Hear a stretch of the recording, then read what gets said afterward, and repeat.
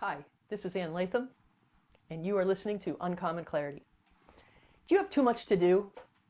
Well, if so, you're not alone. And the good news is that there are 5 effective ways to deal with a work overload. Unfortunately, most people choose number 6, the only ineffective way to handle too much work. So let's look at those 5 ways of handling a work overload. Number 1, you can accomplish more. But don't fool yourself. Just jamming more stuff on your to-do list does not guarantee you'll accomplish more. As a matter of fact, it'll probably decrease the likelihood you'll accomplish more because it'll just make you more stressed. To accomplish more, you have to do something differently. You have to figure out a different approach to the process. You have to get help. You have to come at it from a new direction. Something has to be different, or it's simply not realistic to think you can accomplish more.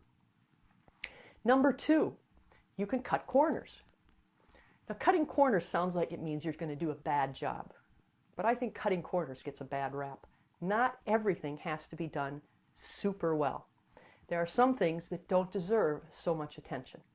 So figure out what those things are that don't need to be done really well. For instance, if you review an email and review an email and review an email to be sure it's perfect, chances are you won't make enough changes that will have a significant ability to impress the person receiving the email. It'll be done only for your satisfaction. The same goes for documents, things like that. There's a point where it's just diminishing returns. So the third way to deal with overload is to outsource or delegate. Go ahead, figure out who is better suited to do what you need to do. If it's not something that you absolutely have to do, if it's not something you're totally capable of doing, if it's not something you have plenty of time to do, if it's competing with other priorities, find someone else. Outsource it, delegate it, get it off your plate. Number 4, you can postpone things. Figure out what can be done later. Not everything has to be done today, so figure out what can be postponed. And number 5, figure out what can be abandoned altogether. What doesn't even need to be done? When you really look at your to-do list or your responsibilities, you'd be surprised to find there are things on there that really don't matter. They don't make a very big difference to the customer.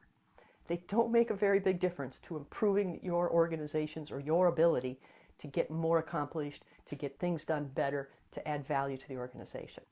There are things, I guarantee you, if you look, that just don't need to be done. Abandon those. So those are the 5 effective ways to handle work overload. Accomplish more, cut corners, outsource or delegate, postpone or abandon. All of those can be effective.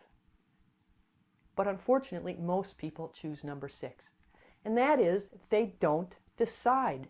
They don't choose one of those 5. They just hope that everything can be done. And if you don't make that tough decision, guess what happens? The wrong things fall through the cracks or go by the wayside. What gets done will be driven by things that you find easiest or someone finds easiest, whims, squeaky wheels, your favorite activity.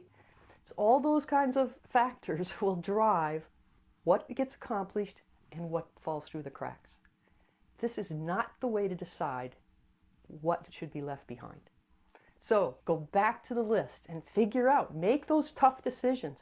Figure out how you can accomplish more, where you can cut corners, how you can outsource or delegate, what can be postponed and what can be abandoned.